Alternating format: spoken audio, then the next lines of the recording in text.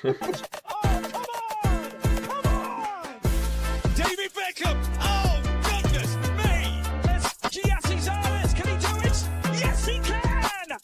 Robbie Keane continues to captivate. Back from the dead! LA Galaxy level things up! It is over!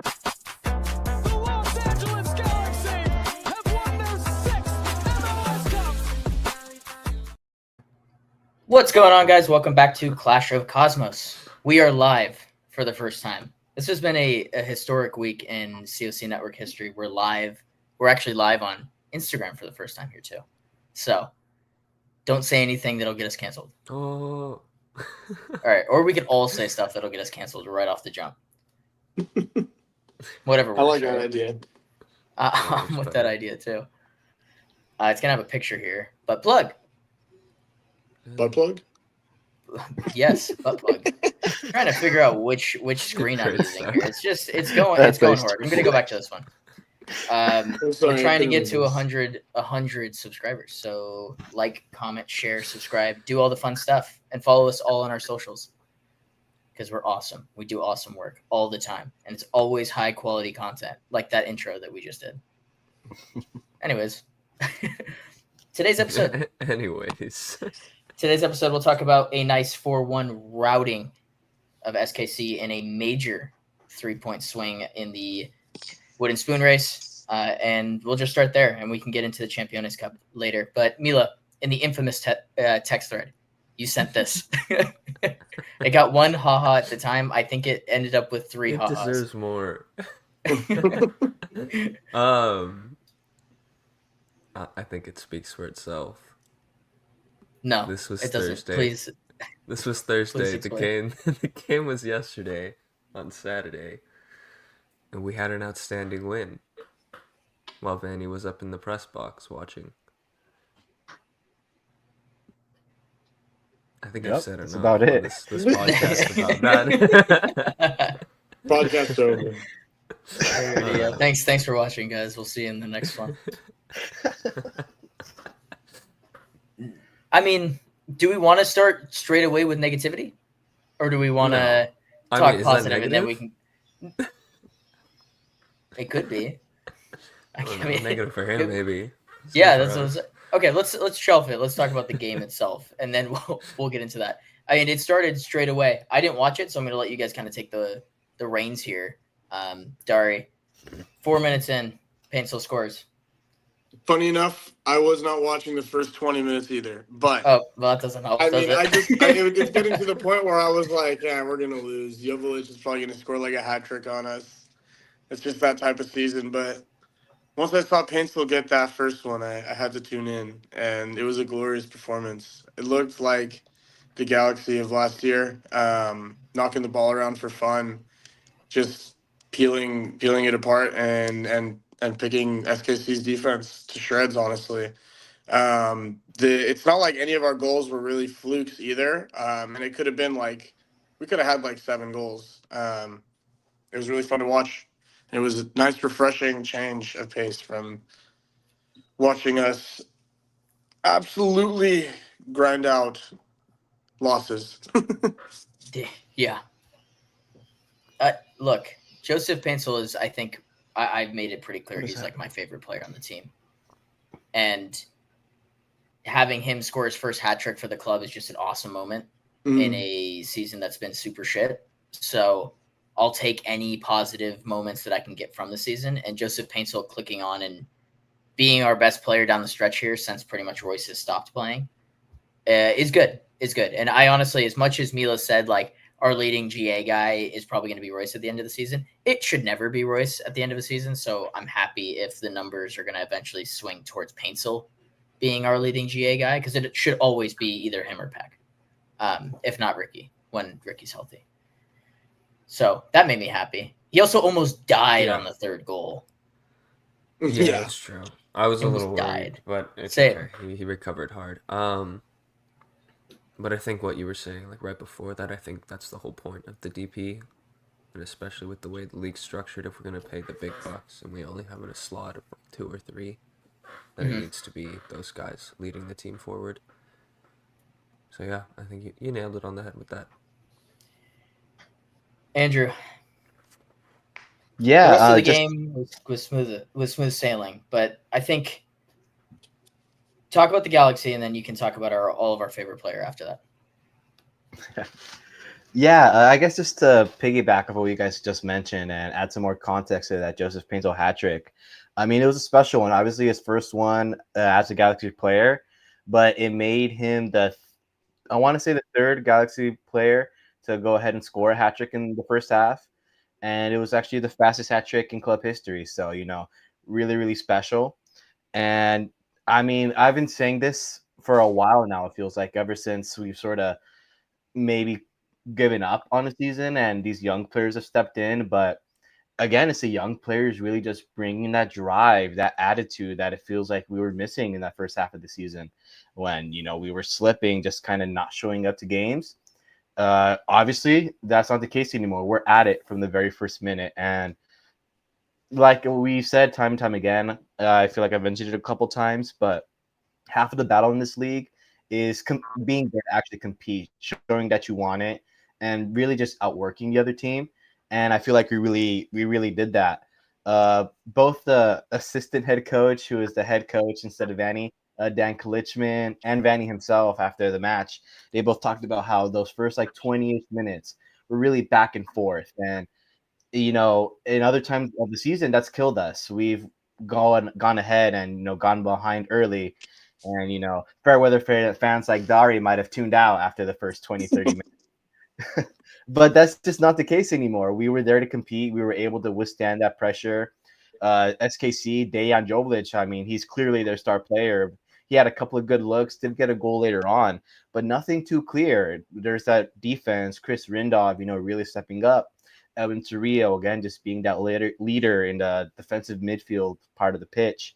Mauricio Cuevas as well, not so much on the defensive side, but what he brought to the attack, just his verticality, his ability to put in a ball. It, just gives us that bite. But for me, the star really of this game was Harbour Miller. Every time he got on the ball, I feel like something dangerous was going to happen. Every time he was on the ball in our defensive third, and there was some pressure, there was this moment, I want to say 15th-ish minute, he's got like 2 or 3 SKC players pressing him hard as well, putting their weight on him, and he's like an 18-year-old kid playing against these grown men, but he manages to out of that very, very just composed. And so we play out of that, and then he goes, he has a brilliant touch turn, and it's unfortunate not to get an assist on JP's second goal, but brilliant play there. And I think another player I want to mention as I talk about that second goal is John Nelson. He's someone we think about who's more of a stay-at-home defender, but I feel like a lot more in recent games, he's shown that he has that attacking guy as well. A really, really good body feint to beat an SKC defender in his own half, and then just immediately drives into the attacking third from his own defensive half. Sets up Miller, and that goes ahead and sets up that goal. So he's someone who my stock on him is rising higher and higher. And it's really, really interesting. We think about obviously our DPs and how fantastic, how talented they are. But for me, one of our most stacked positions is, our wide wing back positions. Our Cuevas, our Aude, our Miller, even Nelson, Yamane. We have no talent of, I think, MLS starter quality, talent in that spot. So I feel like Greg Vanny, he's really spoiled for choice when it comes to that. And to have these younger players come up and step into that, it just gives us so many more options. And I want to save this for a little bit later on, but options for 2026. It's an idea that we've touched on, but to see these young players bring that energy, bring that drive, get results at this level, it shows that we could probably get a little bit more creative next year. So just super, super stoked on this win. As smooth sailing as you can get. Honestly, a little bit happy to see, Dejan Joveljić score on his homecoming. I feel like for a Galaxy fan perspective, it couldn't be a more perfect game. You still thrash your opponent 4-1, but you get to show a little bit of love to Dejan, and he reciprocated that as well. I think that's something that Dylan wanted to touch on, but just a really, really solid performance. Just not much not to like. Yeah, I'm actually going to let Dari take the reins here because I didn't get to even see most of the celebration. I only saw the picture pretty much. So, Dari, you were texting about it when it happened. Yeah, I just thought it was a really classy moment, and it kind of shows the type of character he has and the respect he has for us still. I don't think he ever really wanted to leave, especially to a team. I mean, it's not really saying much given our position this year, but I think in general, SKC is a team you don't really expect to do too much. So I mean, it's he's had a good season, barring how bad they've been, but it was just really nice to see, and it's nice to see when a player leaves and there's no animosity at all towards the club. I think he understood the situation. He wanted more money, so ultimately he deserved it, and I'm glad he's getting it somewhere else. But it was a cool moment, and I feel like he's really solidified himself even more after leaving as a cult hero and done a lot for his legacy with that celebration. Yeah. What it showed me is that, yeah, like you said, he didn't want to leave. It's a casualty of the way that MLS is structured and the way that works. The player itself, though, I mean, we didn't do a podcast where we got to talk about Dejan leaving. We started the podcast after that, but this is the MLS story, right? This is what guys come into to do with their careers. He came in from abroad, revamped his career, and you're looking at a superstar here. I mean, he's got 18 goals and 2 assists on like one of the worst supporting Kansas City sides I have ever witnessed in my lifetime. Yeah, and they've always been pretty good. And they are atrocious. And he scored 18 goals this season. We're not even at the end of the year. Like, he's in the Golden Boot race on a team that's second to last in the entire league. That shouldn't be a thing. He's just a class player. I think that his skill level from when we first watched him, and we all went through those sluggish times where it was like, holy shit, this guy can't pass the fucking ball. Yeah. He can only come off the bench to contribute to. He might be the most dangerous striker in the league, who's not like the household name. Yeah, he gets better every game I watch. He could have had 2 or 3 assists in this match. Watching the highlights back, like, he was linking up play as their focal point 9. Like, that's crazy to think that Dejan has evolved his game to that extent. Like, nobody saw that coming. And now you're looking at him being worth every bit of the $3 million that they're paying him a year or whatever it is to be a DP. So shout out to him. I think he deserves all the love and credit in the world. It sucks. It makes it so much worse. This has been a common theme with teams that I watch, but like, the guy that you love leaves and then they just produce like it's nobody's business. Yeah. So it hurts a little bit, but I'm happy for him. And I'm happy that he got his ring and that we beat the shit out of them, because that always makes it a little better. Like I said, massive 6 points there. I think really quickly, just to close off this whole Dejan Joveljić topic, something that Dari said that really just, got my wheels turning, interested me, was how what Dari said, that there's no animosity between Dejan Joveljić and the club. And it makes me think of the last time we shipped out a striker. I'm not really counting Chicharito because, he had that injury. That's kind of why that chapter closed. Or maybe it's a convenient reason why it did from our perspective. But I think of Billy Sharp, someone who came in, performed really, really well, became sort of a cult hero, a streets won't forget type player for the Galaxy. And he left in a situation that he wasn't necessarily happy with. There was that interview that came out a little bit after he left, and he said that he felt a little bit blindsided, that the front office had essentially told him that they wanted him for, more long-term, to more than that one season. He had moved his family over, his children over. That's a massive, massive investment, from across the pond. It's not like, making a move to Europe where you can leave your family in, one country and then it's a 1-hour flight to go see them pretty much whenever you want. This is, across continents. So it was a massive, massive investment, uprooted their lives. And then that same season, they went ahead and cut him. And they did feel like there was a little bit of bad blood there. So it's obviously not the same situation at all. Dejan is kind of based here now.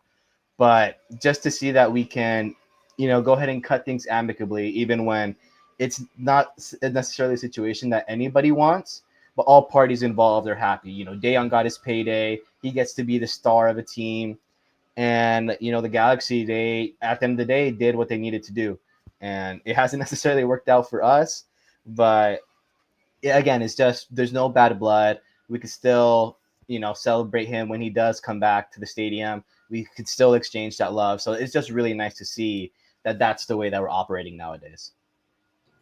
Yeah, I am the biggest component. And Mila's heard me say this phrase like a billion times, but if you treat your stars right, ultimately that will pay back in dividends that you can't express. I mean, Dejan's probably going to have great words to say about us to anybody who is to ask him, like, hey, should I go play for the Galaxy? I think that's how you treat people. You treat people with respect, and you do that stuff right, then it will come back. So kudos. Mila, you have anything on Dejan, or you think we all got it here? I think you guys covered it. He's sick. He is sick. That's great. Maybe can't wait to get his. I can't wait to get his FIFA card.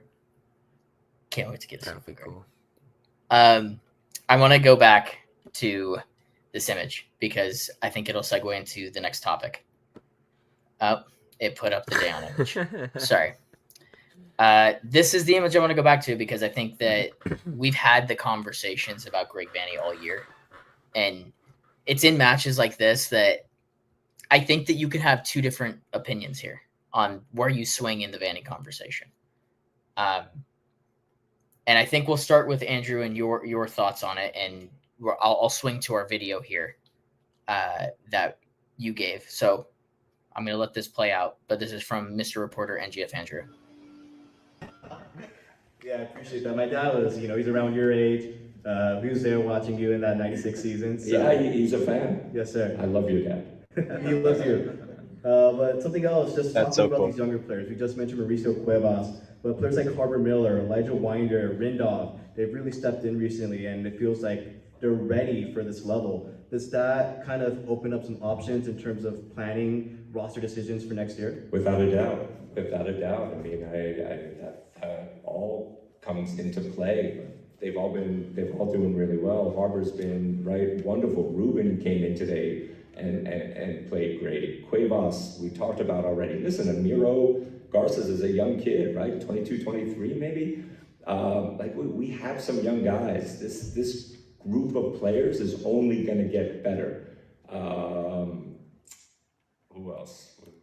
Yeah, and kids coming out of Galaxy 2, right? There's some talented players coming out of there as well. So I feel like, again, this is Greg's influence, right? First team, but then making sure that kind of through the academy, we're all playing a similar way. So when they move from one team to the next, it's the same style of play. So they don't have to really relearn, they just have to make decisions faster, right? And that's a lot easier than trying to learn new systems and have a million things in your head. You're just trying to play the game faster, right? Because the higher you go up, the faster the game gets. Awesome. Thank you very much. So there you got it. Mr. Reporter NGF Andrew, thank you for the insight there from that video. A very cool moment with him saying that he loves your dad. That's fucking sick. Yeah. Like that's what being a reporter is about. Big ups your dad. Hell yeah, hell yeah. I think that's where I want to segue this conversation and about Greg Vanney, because me and Mila were talking about it just before the podcast, and it's funny because hearing that I get very split right in the middle of how I feel about Greg Vanney and the extension. And I think I just get angry now. I'm thinking about it just at the timing of the extension and what we've done with Greg Vanney, because I have been very anti-Greg Vanney this year. I think that a lot of the stuff that he's done on the pitch itself has frustrated me to an extent that I haven't shown on this podcast. I've actually been I feel like we've all been pretty graceful towards Greg Vanney. So Mila, I want you to kind of give your thoughts on Greg Vanney, the manager, and then we can kind of talk about the other side. I don't know. I think I brought it up a couple times, but Vanney's a little overrated in my eyes. In terms of what the assistant coach was saying in that video that Andrew was so kind to bring up for us, is that kind of what I expect from any coach. Like, you want them to implement that throughout the first team, the second team, and the youth systems. You want them to have that throughout the club. So that's more of an identity thing. I don't think that just comes with Vanney. He may be able to, like, a good proponent of that, but I don't think that's something we lose if we don't have Vanney. But on top of that, I just, like Dylan was saying, he gets a lot of stuff wrong, I think. And in terms of the extension, I just didn't get it because with the team we had last year and the level our DPs were playing at, I think any competent coach could have won at that level. But obviously, tactics come into play a little bit. And I think on top of that, like, are we extending him because we don't think there's anything better or because we think we owe him that? So I think there's a lot of questions surrounding it. Does that cover what we were talking about earlier, Dylan? Am I missing anything? Yeah, no. I think that's the extent that you were going at it. Was like, and that's where I get kind of confused at the timing of giving him the extension, because it gave this whole season the ability of like an out, and I think that gives him time into next season too, where I don't know if that was deserved. Like, yes, I get it. We won a championship. If they had done it off the back of the championship, 100% agree. Right? I'm not going to have any regrets with that. Yes. But to wait until we hadn't won a game in, what was it, 13 matches or something stupid, and to give it to him then when literally it should have been all the pressure was on, that's where I get confused. And I know this is more of a MLS thing. It's so MLS specific. If a manager went 13 straight games without winning a match in any other league, he's gone.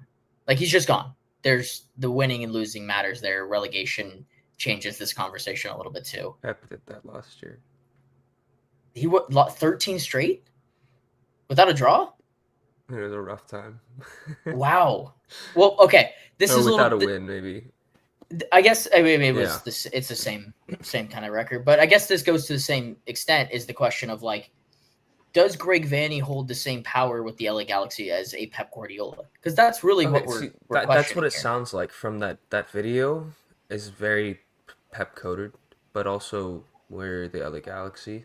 And what I was talking to Dylan about earlier on the phone is that just like we're the Galaxy, we're a household name throughout the world, not just because not just some random MLS team. Yeah. So I don't think we need to be like, oh, what manager are we gonna get? People want to come play here. We're in LA, 1, 2, and 2. We're the Galaxy. Like, people are open to come playing here, and managing here. But I just don't. Back to it. Like, I don't get it. The extension. Andrew, I want you to give your takes on the other side, because you've been pretty pro Vanny, and I think you are pro Vanny. So why would you have any rebuttals to that? We don't usually have conversations of disagreement on this podcast very much. It's either we're all shitting on the same thing or we're all happy about the same stuff. So I'm curious to hear your thoughts. Yeah, absolutely. And I guess first things first, like, it's pretty similar to politics. I'm not one side or the other. I'm pro LA Galaxy at the end of the day. Pro USA, whatever it is. Like, all Galaxy lives matter. Is that what you're saying, Andrew? all blue, white, and gold lives. There you go. But yeah, and I genuinely believe that firing Greg Vanney isn't necessarily the right call. Just to touch on a couple of points that you guys mentioned. First off, the contract extension, the timing of it. I think Dylan mentioned it. If it was done right after winning the cup, it would have made sense. And I'm not sure if I'm making this up or if this is just a feeling that I have from knowing a little bit about the inside of the team. But I think as soon as that cup was won, those conversations, those negotiations for a renewal did start. It's just a matter of contract talks taking some time. Both parties. Greg Vanney wants to get paid as much as possible, have as much control as possible, as much job security as possible, as any of us would. And the LA Galaxy want, the most bang for the buck. They want to pay him as little as possible, keep as much control as possible. And so it's just about finding that middle ground. I'm wearing my Ducks hat right now. And if there's any Ducks fans listening, this whole Mason McTavish saga is kind of reminiscent of that. Two sides wanting different things. McTavish wanting a longer contract with secured money. The Ducks wanting a shorter contract with a little bit less money. And because of these negotiations, McTavish missed a lot of preseason. It just got finalized yesterday, and maybe he'll play a preseason game or two. But it's just a matter of these talks taking a while. And I believe that's the situation with Greg Vanney's renewal, that those conversations started pretty much right after we won the cup, right after the celebrations. But it just takes, some time. And it's pretty just, bad PR, bad imaging that it was announced in probably the worst point of our season. It took a while for it to get any better after, but that's just when it was done. And I don't think I get maybe why you would want to hold on to that information with things going as bad as they were. Like, it's going to be controversial no matter when you put it out. But it's one of those situations where it's done, so we gotta announce it. And I feel like that's what the timing is more about. In terms of Galaxy identity, what Mila talked about, of having this identity throughout the academy, and how most teams should have that. I agree with you. Most teams should. That seems like a very basic, straightforward idea, but it's just not the case in a lot of the league. And it wasn't the case for us before Vanny joined in 2021. Again, I've talked about this a couple of times, but before Vanny joined, there wasn't a TV screen for these academy players to watch their footage and analyze and learn how to improve.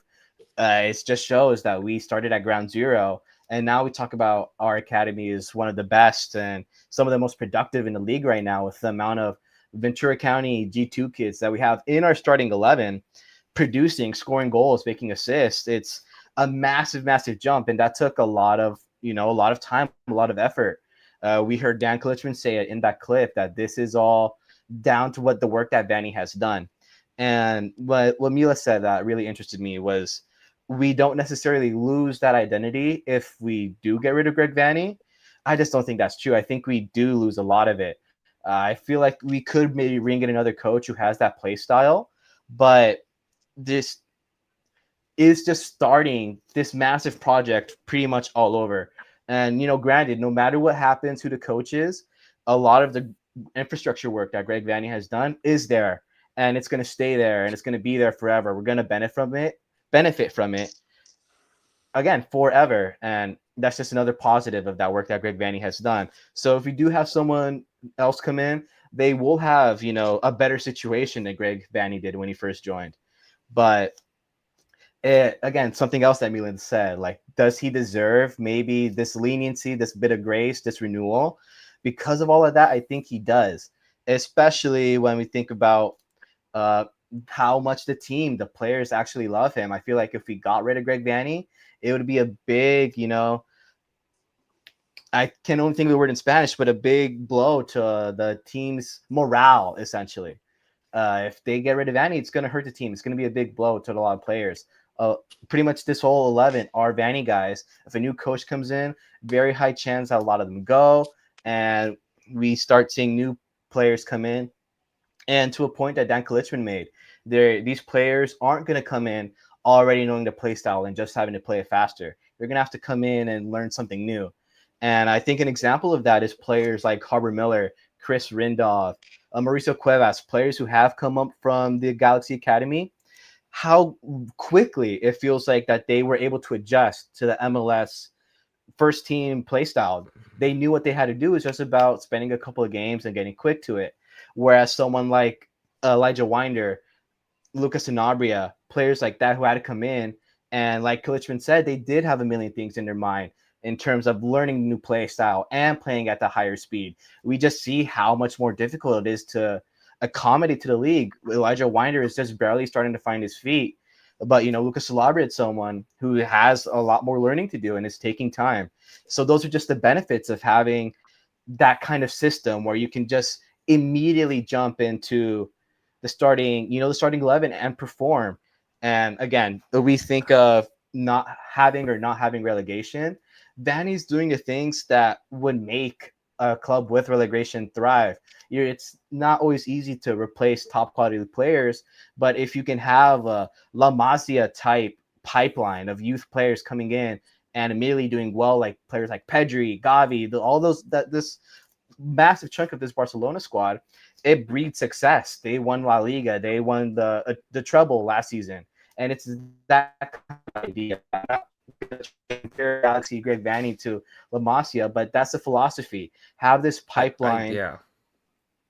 Yeah. And so I'm sorry. Because of all of that, it's so massive. So again, just to touch on Mila's thing, that's why I think he does kind of deserve it. I do agree that the timing of the renewal announcement was awful, but that's just sports contracts talk. There's nothing really you can do about it.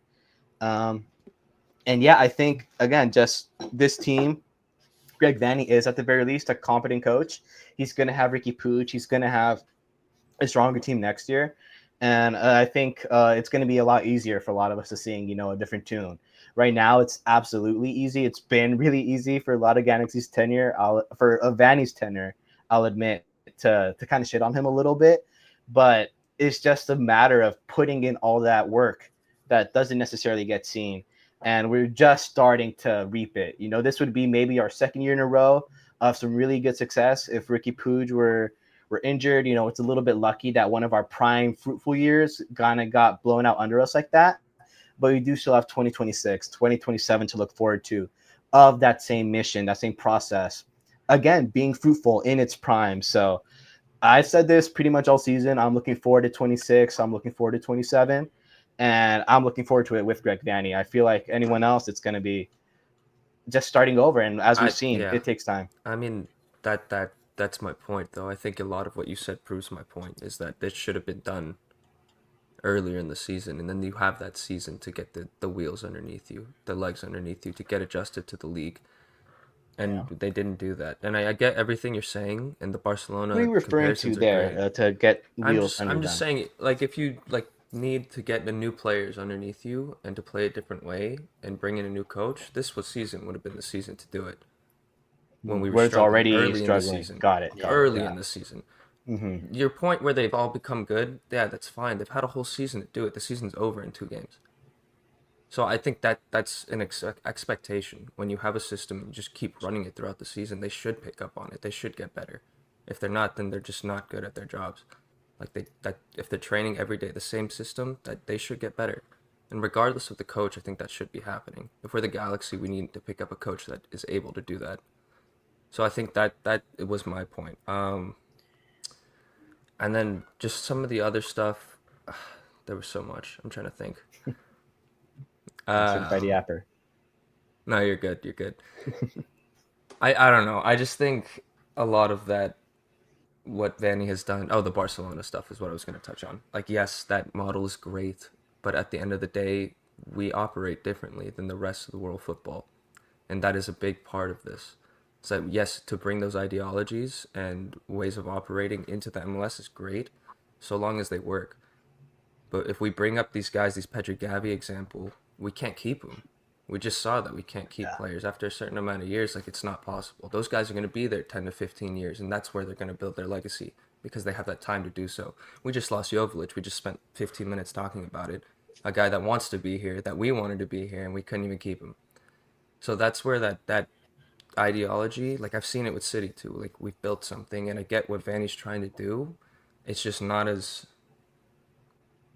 it's not as likely to pan out for me in the MLS, and I think that's the big disconnect. So I do think if it was more of a European system, then he would totally be the guy in that sense. There's more consistency in building, but what we've seen throughout the MLS is that it's up and downs. Every year is a different game, and I think in that sense you kind of just have to be a win now. If we are able to build something with him, it's great. I don't think I have a problem with him as long as it works. But even when we were successful last year, I did have my gripes with a lot of stuff that he was doing in terms of just like defending leads and stuff like that. I think we could be a lot better than we are at times, and he bottle caps it. So, yeah. All right, Dari, what are your thoughts? Where do you kind of lie on this situation? I think I lie more on the side of Andrew, in the sense where I think he brings a lot more to the table than most managers could in this league. I think managers in MLS and managers in a different league is a completely different story because you need someone who understands the rules and understands how things are laid out. And I mean, I think a lot of what Vanny did when he was brought in kind of gives him that leeway and gives him that structure under him. I also see what Mila's saying. I have those same kind of issues with how he manages games and a lot of the substitutions he decides to make. I kind of scratch my head at sometimes. I think obviously it was terrible timing, the announcement of the extension, and I think it just kind of muddies everything up. But overall, I would be a bit shocked if we moved on from him. I don't think we should at the moment. I think we've rode this season out. If next season isn't really. If we're not in the top 4 the whole year next season, I think it's an issue. I agree with that. So I think he's had enough time. There was talks about like how much time has he had the year before he won it. I think that year was like if he's not good this year, we're moving on from him, and he ended up winning the whole thing. So we'll see how next year goes. I think he's earned that leeway. Just creating an actual academy structure within the club, and the framework he's laid out. I think it's earned him that extra leeway. I repeated that like 3 times, but No. Yeah, it's a good point. I don't think we should get rid of him at this point. I think this is more hindsight. It should have happened before. The damage, it's done. Yeah, exactly. This is more talking in the past, but at this point, we should just keep him. We've already extended him. The work has been done to build it up for next year, so I think that going forward, we have to keep him. But everything you said is right, Dari. Like, yes, I think he's definitely the man for the next 2 years. Yeah. At least. Yeah. It's a weird league. It is. It really is, because like I said, no other league you're allowed to get away with that type of early return that we had. I don't know. I still fall somewhere in the middle. I don't think I've ever been completely sold on Greg Vanney. Look, his tenure, if we look at it in hindsight, the entirety, it's one good season. Like, we have been awful throughout the entirety of it. And I know that he has set standards. My only issue with the Greg Vanney topic, and I get really scared about certain things, because we were so Arenas heavy for so long that when he left and he took everything, we went into a spiral. And that was a big issue. And we kept trying to like figure out how to get back from that spiral. And Vanney has now instilled a plan, but it's become a pressure cooker environment again. And if Vanney doesn't succeed next season, and we are back to these conversations, and then let's just say they do come to the conclusion that Vanney's not the right man anymore, and he leaves, Vanney takes his guys with him. That system, whether it's in place right now or not, that goes. The guys that he's recruited to Ventura, that goes with him. Like, all that stuff happens, and so then you're stuck on the ideology of like good results don't necessarily mean good process. And I'd rather the Galaxy get into a spot and maybe this is a bigger back office and front office standpoint of like, if you do things well on a micro level and do it well at the front office level in that sense, then you will be a good organization. That's why Seattle's a good organization. Our partners, and our friends across the street at LAFC, they are consistently having this type of success. And it's because they do that stuff better than anybody else in the league. Like, LAFC don't have a blimp year like this. Even if they've had massive injuries, Long's been hurt, doesn't matter. They go and they just produce at the highest level every single year. Seattle is the same exact way. So I get concerned with the idea of like, we're stuck on one guy and he is our everything. And if it doesn't work out with this one guy, where does that leave us? That's just more bigger picture stuff. I think we do that a lot just in general. Kind of the same with Puig. Without Puig, we're a different team entirely. So I don't know. We could just be our own sour victims. No, just could just be the way we operate. This might just be it. We have 6 championships. I feel like that's the way that we should. That's the standard, unfortunately. Like, if you were to ask another team like that hasn't won anything, or like Cincinnati, or one of these teams that have like come from nothing to this, they don't have the same understanding of like, we're talking like from this crazy privilege that no other club really has. And that's why we're all Galaxy fans, is because we're fucking serial winners. And so I want to see us be serial winners every single season. That's why I'm always in win now motives, like Mila was saying. So Vanney it's a different process of win now, but yeah, that's why I'm always in the middle with him. Like, I can't ever get too high or too low on Greg Vanney, because I'm always back to this kind of middle confusion. Happens too often. Yeah, that's fair. Anyways, enough Greg Vanney. We have a trophy to win. Campeones Cup is Wednesday, 7:30. I can't believe we're playing for a trophy. That's funny. It's just funny. Ridiculous. That's funny. Thank God the leagues love money more than anything in the entire world. We're playing in the Michelob Ultra Campeones Cup at the end of a fucking season, right before playoffs. Like, could you imagine if we were good? Oh, I'd be pissed. Well, it wouldn't matter. I'd be fuming. It wouldn't matter. We wouldn't. It wouldn't matter. We wouldn't care. No, but the league puts the we would throw incentive a for random 2. team out there. Would we we though? wouldn't care.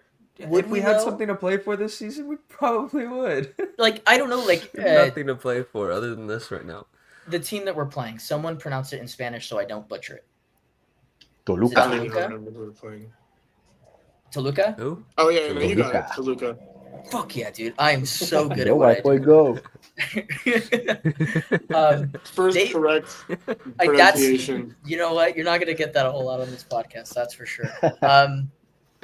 They're coming off 5 straight wins. I think they're in first in Liga 18 MX. goals in those last 5. It's Joker. So That's crazy.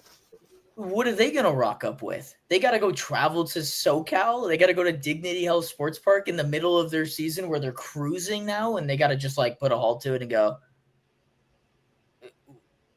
This game is a weird one to preview, and I don't know if you guys have any intel into the ideas of what they might do, but obviously we're gonna field our starting 11. Mm-hmm.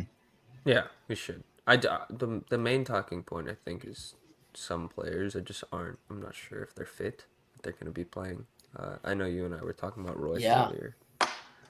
I have no idea what's going on. Maybe Andrew knows a little more on that one, but They did touch on it last night at the presser. I believe it was then. It might have been Vanny who mentioned it. I don't know. It got mixed up. But he mentioned, I have my note on it, that Royce is a lot closer. Someone else is a lot closer. Nascimento is closer. Both of those were maybes for Wednesday. Having Nasi, having Royce back. I mean, we saw there's like that 5-game run where we were cooking, where you got, most of our points this year was because of those two. Ramirez is close, but not as close as the other two, so he won't be playing, and I don't think he's someone you're going to look towards to possibly change the game anyway. Besides that, it's pretty much the same situation. Other guys recovering, and we got guys like Garces back. Collision, he's so funny. If you can watch, if they upload that presser on YouTube, definitely recommend watching it all. He's such a great character. But he straight up admitted that Garces was rusty, that he didn't look that great. But he's hoping that he's going to be available again on Wednesday, hopefully a little bit less rusty. But yeah, just to answer that question, Nascimento, Royce, they're pretty heavy maybes. We're playing for a trophy on Wednesday. I don't understand that they haven't played in like a month and a half, and they weren't like. They're not ready though. No, and that's fair, but like these are two guys that like Nascimento in particular had just this random injury pop up and hasn't played since. Like we just don't know what happened to him. I thought we were cutting him for a second. Like that's where I thought that was heading. Watch, it's gonna come out in a couple months that if he played over one more game, then he would have probably to pay what it is. A little fee. It's gonna be some random contract. You're so right. Like you're so right. I don't know why I didn't think of that. That's so right. And then Royce, on the other hand, like he pulled up in the semifinal game, and we haven't seen him since. But I thought it was just because he's old. I think that is the case with Royce. I think the team has learned to take it slow. It's better to wait and get the best. There's a lot of room to be extra cautious right now too. Mm-hmm. Yeah, I mean he's been good exactly too. It's like we could definitely benefit from him being fit. So I think take it slow, take it cautious is the right way to go about it. Especially they probably went through that with eyes towards this game on Wednesday. Let's let him chill so he can be ready then. Mm-hmm. Okay, so I guess that just leaves me in a spot of like, how the hell do we line up? We should probably play our best 11, and so let's pretty much talk that about easy. That. Yeah. Okay, as we get into We that, should overthink it. I mean, no, but what is that? That's my question. Is what? I feel like those lineup we started with last game, honestly, like maybe Garces instead of Rindov. That would be the only thing. I mean, Miller might be the one that I'd say they could rotate out, but I think he's been lights out the past few games. So I mean, I would be pretty happy with him starting. Okay, so who are you starting at right back? Is it Cuevas or Yamane? Cuevas. Yamane started the final or the semi. I would start Cuevas. Great, but yeah. He has such a great track record against Mexican teams in this league's cup run, this year. It is CUV. CUE. CUE. CUE? Yeah. Yeah. Dude, I love spelling. It's my Yeah. favorite. Nelson, right? Is Aude done for the year? No, Did he come he in? played like No, he played a 20, little 30 bit at minutes. the Yeah. end of the Yeah, he game. came in at the end of the game. I think it's going to be Nelson, though, so. Mhm. You I could agree tell with because the left back was dribbling a lot more than he should. that's probably fair. The only one in the midfield, like 2 hours. Sevilla. That okay. So now this is where obviously like the wingers are Peck and Paintsil. Well, not necessarily. Paintsil Yeah, plays well, at the we 9. had Right. Yeah. right. Right, because if Nascimento or Royce are no longer maybes, do they start? Can you Exactly. I start them think after I they don't haven't think played? I don't think they're going to start. I I don't think think we'll Okay. they'll definitely start see either. either one of them if they're fit, but I think starting is a bit of a Maybe stretch. Nascimento. If it's not a Yeah. contractual case and he is gonna play again for us, then he is on loan. So you could just go rush him out there. And if he gets hurt again, he gets hurt again. We like sacrifice him to the wolves type. But Are we putting him in? Okay, do you genuinely think that if he's a good to go, he starts? I don't I think think so. I think Paintsil just got a hat trick at striker. Yeah. Okay. Let's put let's put Paintsil there. Okay, And I think so the biggest thing there is how good Harbor Miller was in that left wing role. He's been, again, like Dari said, just lights out doing that. And you just let him I cook? texted a little bit about it. Yeah, I feel like he's earned it. I And think I so too. love the option of Harbor Miller, doing his thing on the left, and this overload that we saw with Peck and Paintsil. It really, puts in just massive questions in opposing defenders' head. And especially if you have Royce maybe behind him, it opens up a lot of like those Puig-esque questions where defenders don't know whether to go out and press or cover these wide areas, and there's just going to be space. And this game I think is going to be kind of similar to this SKC game where there are heaps of space, and that's just we saw Paintsil just make the most of that. It's great for Peck as well. He had, I believe, one assist and a hockey assist. He cooked, I thought, as well last game. And I don't know, that front three, I just don't see why you don't run that again. I thought it was so good last game. I agree. Yeah, I think the overload point's a great point, Andrew, because when Paintsil's central like that, it's not as big of a deal when he goes into those pockets, because he's going to do it regardless. We've seen it every game. No matter where he plays, he will go right next to Peck. Yeah.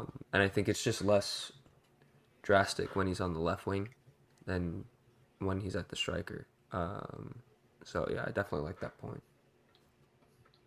Cool. So the only change that we made was Garces. That made that whole segment not as exciting. Well, I think we with can Fire talk a as little long. bit about the middle with Royce potentially coming back, taking out one of Fagundes, one of Winder there.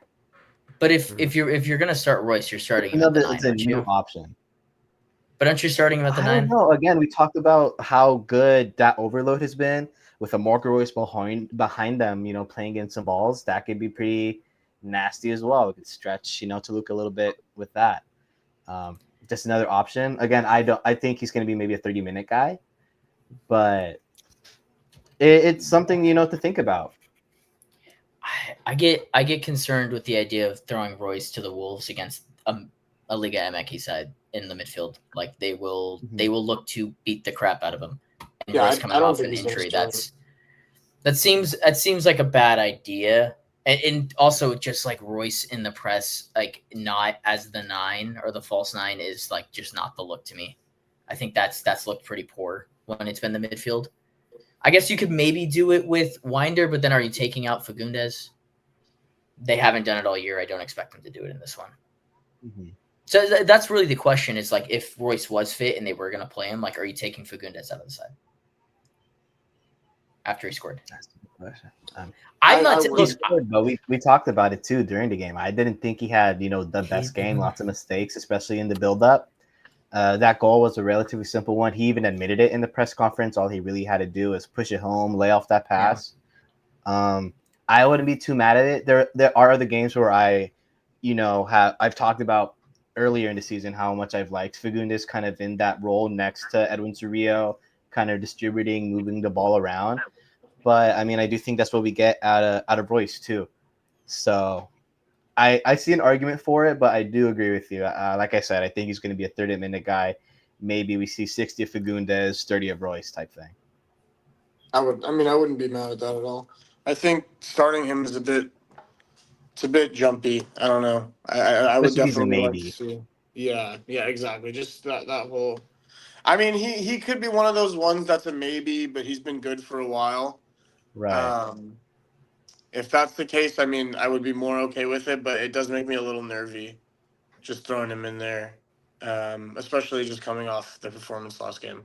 Yeah, even though Fagundes wasn't great, I think it just keeps that stability. We can always make the change at half or a little bit later if it's not panning out. Yeah. I think this is Fagundes' send-off match, really, Yeah. if anything. It's just what it feels like. I think he's gone at the end of the season. Just don't know why you would keep that contract. I think that's a bad decision. We'll have more of those conversations later. But in terms of him being a leader, like if you're going to start Winder and Miller, like having Fagundes to kind of just put them in the right spots on the pitch is his biggest trait. And especially in a match like this, if you're going to play two of those youngest players, like Winder is super young coming off into his first game, real stakes. I mean, outside of the Orlando match, but Miller in particular, like the stakes of this match will be the biggest he's ever played in. Right. So it's so tough. I'm not the biggest Fagundes guy, but I love him as a leader and like a guy in the locker room. He just can't you can't have him on the team if he makes $1 gazillion in comparison to everyone else in the cap. Yeah, the cap space, it just doesn't make sense with him. I mean, he was a great player when he was like kind of like that surplus, kind of come off the bench, make an impact. Yeah, we've been over this, but yeah, it doesn't make sense with the amount of money he's making right now. I'm fingers crossed that he takes we treated you great. We gave you the situation from Austin. We won you your first trophy in this long group of thing. Take a discount deal. Stay here for as long as you want. Be a part of this team. Be a leader. And go and get your last accolades there of the 80-80 mark that he's trying to hit. Like, do that as a Galaxy player. That's what this franchise does. We're a historic franchise. We set records. We do all that stuff. That's what I'm hoping. Do I think that he takes a pay cut? I don't. I have my reservations on the idea of that, but I think there's other places in the league he can go and do a pretty good job. Yeah. I don't think he's going to want to do that. I feel like he's going to go somewhere where he knows he'll be able to be that. He can be a focal point for a number of teams in this league. So, yeah. I think he's going to do that. But, I mean, I would like that as an option as well. I think he's a great locker room presence. Especially with Ricky coming back. I think him and Ricky have a great partnership that we've missed this year. Sure. Alrighty. Well, we've made it to the point in the show where we give our star players and our predicky. So let's go around the horn. We'll go Andrew to Dari, Mila to me, and then we will close out the episode. Yeah, star player. I mean, Toluca are a goal-scoring side. They're going to make their chances. I think the star player for me is going to be Mikovic. He's been really, really, really fantastic in recent games, and I'm looking to him to keep that going. Toluca are a team who, kind of like the Galaxy did last time, they make chances for fun, and they score a lot of them. But Mikovic has also had games where he's had performances where he's canceled out a lot of goals statistically that other teams should have had. And I think he's going to need one of those performances to either get us over the line in a win, to keep us in a game. I think he's going to be massive. In terms of outfield players, which I feel like is a little bit more spirit of the question, I think it's going to be between Gabriel Peck and Joseph Paintsil. I feel like Paintsil is the easy one to pick just because he just had a hat trick. But Gabriel Peck's game, I feel like, was a little bit slept on yesterday. His passing, his balls in behind were really, really fantastic. Super incisive, just, threading the needle so much and finding the man. And if he can, put that together, put Paintsil in good spots, find Harbor maybe in good spots, or Royce later on in the match, he's always, he knows where to pop up inside the box. He's going to have some really good passes, really good running. And while he didn't get a goal himself, I feel like he did a lot of great work in yesterday's game. So those are my two star players, Mikovic, and in the outfield, Gabriel Peck. Prediction, it feels like, a 3-2 to me. Toluca haven't scored less than 3 goals in their last 5 games. I think only once. Their average is still like 4 point something goals in their last 5 games. So again, like I mentioned, they've scored 18, super goal scoring. So I feel like it's going to be a bit of a goal fest. And, that's the Galaxy's MO as well. You're going to concede more likely than not, but you win, you succeed by outscoring your opponent. So I feel like it's going to be maybe a 2-2 after the first half. And then it's just going to be a nervy 45 minutes after that. And we'll see which way it goes. But if Mikovic, again, stands on his head, I think that's going to set us up to do what we need to do.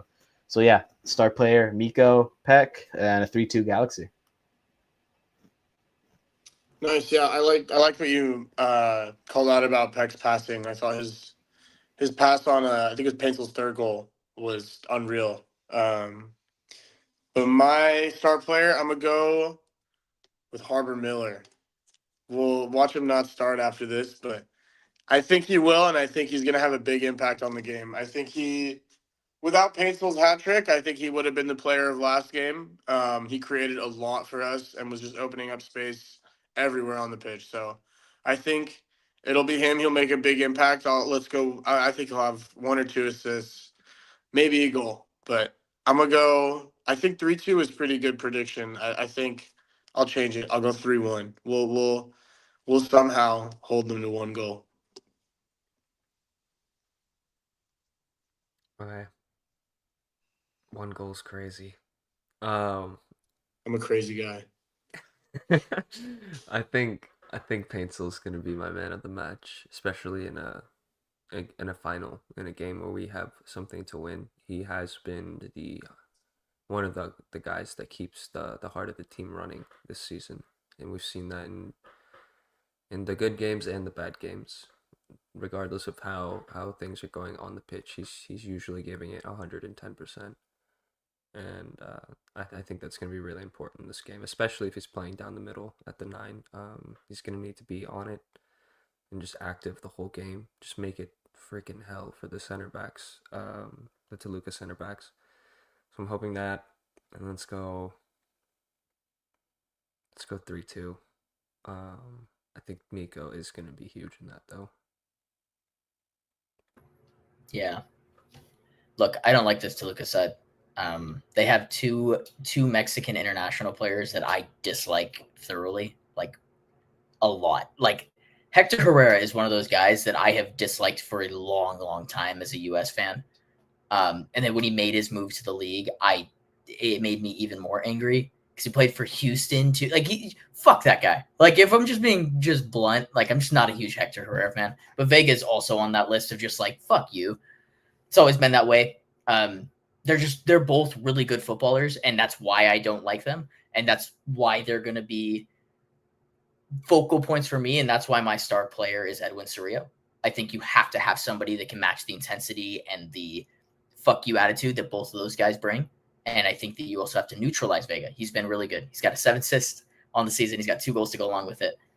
He's their main guy. I don't know if he performed well in Leagues Cup, but he's been good so far this season. So Edwin Cerrillo is probably going to have the marking duties on him if I had to guess. I think they're going to probably ask him to lay in a challenge or 2. So Edwin Cerrillo not picking up an early yellow and just being kind of the best 6 that he can be, which he's been pretty good this season, is going to be really important. And with that in mind, 4-1. 4-1. We're winning this game 4-1 off I thought my pure prediction hate. was crazy. Pure hate. Crazy guy. Pure hate. Pure hate. We're winning 4-1. Diggs is going to have 2,500 fans. 2,500. Yeah. I was That's gonna not that many. It's a Wednesday night. He's right. Place is going to be bumping. Cosmos is going to be fucking hitting the walls. We're going to go nuts. The fan noise that they're going to pump in on the Michelob Ultra Campeones Cup live stream is going to be crazy. We're going to win 4-1. We're going to lift that fucking trophy. Yoshida's going to go, and then we're all going to go home. And then we'll go back to how this season was awful. And then we'll do a live podcast from the Dignity Health Sports Park. Yeah. fucking tailgate, and it'll be the best thing ever. That's what's happening. I predicted it all. It's already What a all. way to end the season. Yeah. In our first season as a podcast, we are in the wooden spoon race. We lost like 50 games in a row. Ricky didn't play a single minute. We made it CONCACAF Champions Cup off a semifinal match in Leagues Cup. Yeah. And now we're playing for silverware. That's what it's all about. Mhm. Not a Most bad teams in the way league to aren't, end you time. know. Third place match. Not many teams in the league are going to be playing for a trophy this year. So good. Yeah. So funny. That's something. No. What a league. No. What a league. What a league, what a team. We're the best ever. That's what I'm getting this. That's That's why we love all that MLS. rambling was about. Even in our worst league, even in our worst season of all time. we're the best. Honestly, can't even say what a league because Tottenham just kind of did the same shit. Yeah, that's fair. Really. That's fair. That's fair. Good point. Good point. Good point. To Just quote shows Eric that- Cantona, I love this game. I love football. There. Andrew, on that note, plug your stuff, and then we will get on out of here. Yeah, thank you very much. You can find my coverage of the LA Galaxy on Los Angeles Sports Nation. Just uploaded a new article covering last night's game, some quotes from the press conference, and obviously talking about this big game we got on Wednesday. Some really interesting quotes from Diego Fagundes. You know, a lot of people have been talking about whether or not Campeones Cup actually means anything. You can go ahead and check out Diego Fagundes' take on that article, again, on Los Angeles Sports Nation. I also share them on my Twitter at NGF Andrew on the screen. And we'll have some clips on there, on Instagram, on TikTok. I got some really interesting questions. We saw the ones from Dan Kalichman. I'm so sorry, I forget his last name now. But we got some questions from assistant coach Dan, some really interesting ones from Diego, and some great ones from Joseph Paintsil as well. So we'll have clips of that coming out later today. Really stoked to be back in town, back covering these last couple of games. So let's close out the end of the season the best way possible with the trophy, with a live podcast. You can catch that all again, NGF Andrew, and here on Clash of Cosmos. Hell to the yeah, Andrew. Thank you as always for being on. That's But- pleasure. From NGF Andrew, from Darius, from Mr. Mila, and from myself, we have been Clash of Cosmos. This has been episode 29, and we will see you guys